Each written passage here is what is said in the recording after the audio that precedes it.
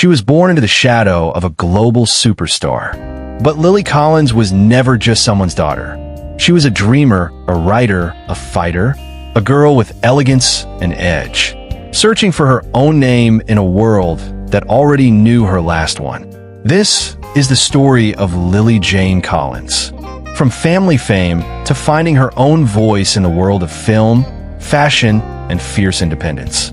Lily Collins was born on March 18th, 1989, in Guildford, Surrey, England, into music royalty. Her father? The legendary Phil Collins, Grammy-winning musician, singer, and drummer of Genesis. Her mother? Jill Tavelman, a former president of the Beverly Hills Women's Club. But life, even with a famous surname, wasn't a fairy tale. When Lily was just 5 years old, her parents divorced. Her father moved on with his music career. Lily and her mother moved to Los Angeles. That move didn't just change her address, it changed her heart. In later interviews, Lily described her childhood as beautiful on the surface, but emotionally difficult. She struggled with abandonment, with identity, with being Phil Collins' daughter before being Lily. Living in Beverly Hills, attending elite schools, and brushing shoulders with Hollywood's finest didn't change Lily's sense of being outside the circle. She turned to writing and performing as an outlet. At just 15, she began writing columns for Elle Girl, 17, and Teen Vogue. Even then, she wasn't using her name to skip the line. She was working, proving she had something to say. Lily studied at the University of Southern California, USC, majoring in broadcast journalism. At one point, she seriously considered becoming a reporter. That explains her articulate interviews, her writing skills, and her calm presence under pressure. But Hollywood kept calling, and Lily, deep down, couldn't ignore it forever. Her first TV appearance wasn't glamorous. She was a guest star on a British children's show at just 2 years old. But her real debut came in 2009. She landed a supporting role in The Blind Side, opposite Sandra Bullock. Though small, her role introduced her to the big leagues, and she was just getting started. Soon came Priest, 2011, Abduction, 2011, and then a role that changed her career path.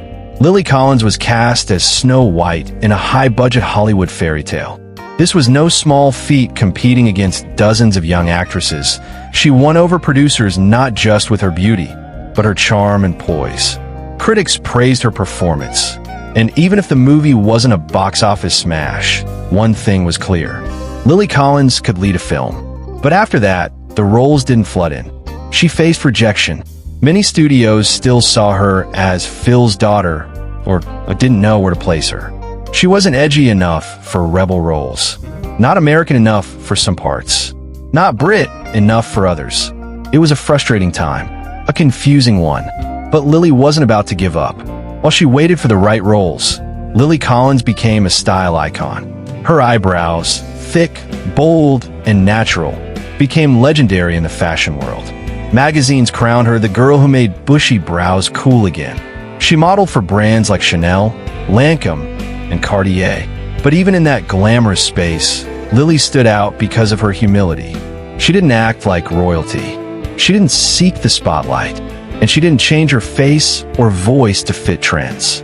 Instead, she kept her writing going. She journaled daily, reflected deeply, and stayed grounded while navigating an industry obsessed with perfection. That writing habit would later save her life, literally. Between 2014 and 2016, Lily Collins deliberately began choosing darker, more dramatic roles. She starred in Love, Rosie, a romantic drama that allowed her to show emotional vulnerability and comedic timing. In Rules Don't Apply, 2016, she played a starlet caught in Howard Hughes' chaotic world, earning a Golden Globe nomination. But one of her most daring choices came with the Netflix original film. In this film, Lily played Ellen, a young woman battling anorexia. This wasn't just a role, it was personal. Lily Collins had silently struggled with eating disorders as a teenager. By taking this role, she broke her silence and used her story to help others. She underwent drastic weight loss for the part, under medical supervision, and faced intense scrutiny. But the result? A raw, powerful performance that felt painfully real. Critics called it brave. Audiences called it life-changing. And Lily? She finally stopped hiding behind her father's name. She was Lily Collins, truth-teller, actress, and advocate. Unfiltered. No shame, no regrets, just me. The book tackled taboo topics: eating disorders, toxic relationships, heartbreak, forgiveness, and her rocky relationship with her father. It was honest, vulnerable, and beautifully written. For fans who only knew her through red carpets and polished interviews, it was a revelation.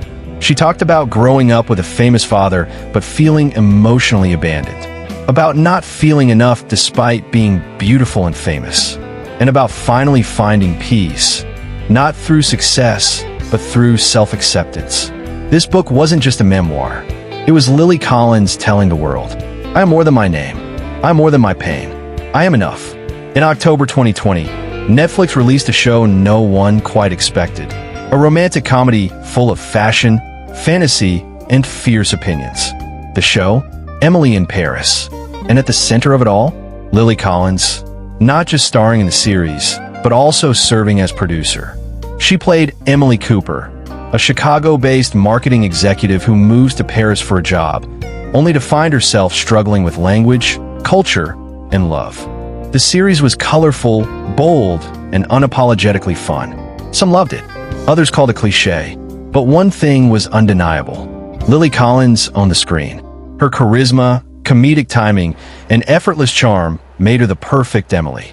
The show quickly became a global phenomenon, trending in over 90 countries and topping Netflix charts week after week. Suddenly, Lily Collins wasn't just known. She was a household name. Emily in Paris brought with it a fashion revolution. Every episode featured couture outfits curated by Patricia Field, the genius behind Sex and the City. And Lily wore them like a Parisian queen, with elegance, confidence, and flair. Fans around the world began copying her style. Berets, mini skirts, bold patterns, and bright colors were suddenly everywhere. Fashion houses like Valentino, Saint Laurent, Chanel, and Dior began fighting to dress her. She graced covers of Vogue, Harper's Bazaar, Elle, and more. But what made Lily special wasn't just how she wore the clothes. It was how she carried herself. Always kind, always grounded, always professional. In an industry obsessed with perfection, Lily stood out by being real. In 2020, while the world was on pause, Lily's heart moved forward. She began dating Charlie McDowell, a writer and director known for his indie films and artistic vision. Their relationship grew quietly, away from the spotlight. And in September 2021, Lily Collins married Charlie in a fairy tale ceremony in Colorado. Wearing a custom Ralph Lauren lace gown and standing in front of a breathtaking waterfall, Lily looked like a painting come to life. She shared the photos with the caption, "I've never wanted to be someone more than I do yours, and now I get to be your wife." For a woman who had spent her youth struggling with love, identity, and abandonment, this was more than a wedding. It was healing. She finally found her person, someone who loved her, not the fame, not the last name, but the real. She finally found her person, someone who loved her, not the fame, not the last name, but the real her. After Emily in Paris, Lily didn't rest on her success. She began taking on complex, darker roles again, proving she wasn't afraid to break her own mold. In Windfall, 2022, a Netflix thriller she co-produced, she played a hostage in a tense, psychological standoff. The film was minimal, sharp, and showed a side of Lily many hadn't seen before. Critics praised her performance as subtle and emotionally explosive.